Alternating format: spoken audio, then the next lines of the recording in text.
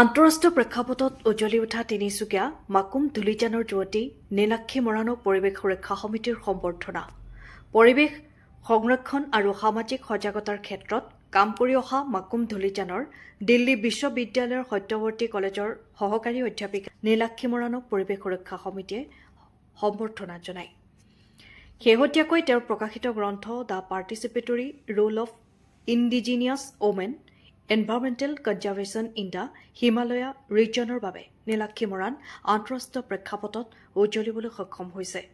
লগতে পৰিৱেশ সুৰক্ষা সমিতিৰ ফালৰ পৰা তেওঁক বিশেষভাৱে সন্মান জনোৱা হয়। গ্ৰন্থখনত হিমালয় অঞ্চলৰ জৈৱ বৈচিত্ৰ্যৰ অন্যতম কেন্দ্ৰ হিচাপে থকা গুৰুত্ব, ইয়াৰ স্পৰ্শকাতৰ পৰিস্থিতিতন্ত্ৰ সংৰক্ষণত থলুৱা জনগোষ্ঠীৰ ভূমিকা আৰু বিশেষকৈ থলুৱা মহিলাসকলৰ পৰম্পৰাগত পৰিস্থিতিক জ্ঞানৰ জৰিয়তে বহনক্ষম সম্পদ ব্যৱস্থাপনা, জৈৱ বৈচিত্ৰ্য সংৰক্ষণ আৰু পৰিস্থিতি সুৰক্ষাত তেওঁলোকৰ অৱদানৰ বিস্তৃত বিশ্লেষণ উপস্থাপন কৰা হৈছে। পৰিৱেশ সুৰক্ষা সমিতিৰ কেন্দ্ৰীয় সভাপতি ঋতুৰাজ বৰুৱাই কয় যে নীলাক্ষী মৰাণ গৱেষণামূলক গ্ৰন্থখন পৰিৱেশ সংৰক্ষণৰ ক্ষেত্ৰত এক গুৰুত্বপূৰ্ণ অৱদান আৰু ই আগন্তুক প্ৰজন্মৰ বাবে প্ৰেৰণাৰ উৎস হৈ ৰ'ব। সমিতিৰ ফালৰ পৰা তেওঁৰ উজ্জ্বল ভৱিষ্যতৰ কামনা কৰি স্মাৰক আৰু সম্বৰ্ধনা পত্ৰ প্ৰদান কৰি সন্মানিত কৰা হয়।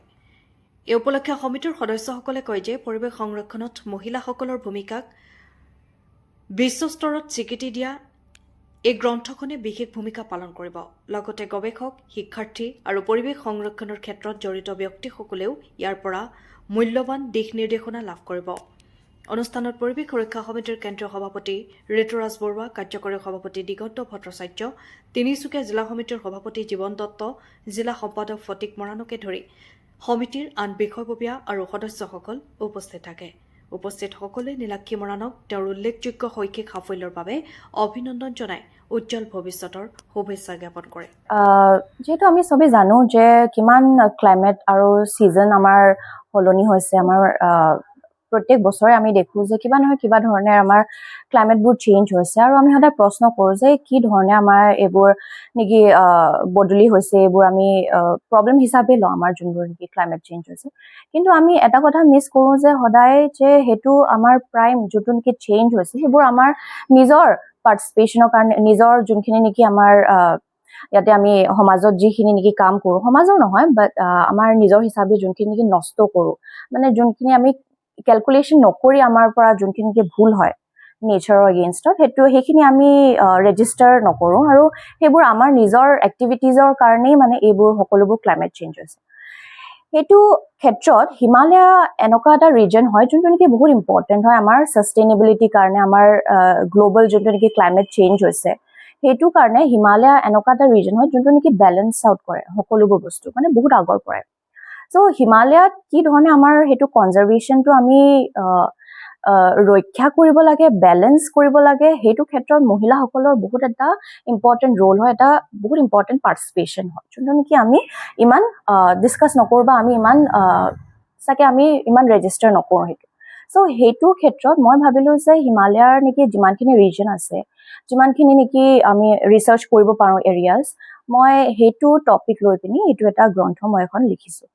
এইটো নেকি সকলোবোৰ মহিলা যোন নেকি ট্ৰাইবেল বেল্টত থাকে বা ট্ৰাইবেল এৰিয়াছত থাকে সকলোৱে ৰিলেট কৰিব পাৰিব আৰু সেই ধৰণে এইটো আইডিয়াৰে মোৰ এখন কিতাপখন মই লিখিছোঁ, মই প্ৰপ'জেল দিছিলোঁ হয়। The Participatory Role of Indigenous Women in the Himalayan Conservation. Hello, namaste. I'm Nilakshi. So I'm from Makum, Tinsukia in Assam, and I'm an assistant professor at Satyavati College in University of Delhi. So just recently I have published two volumes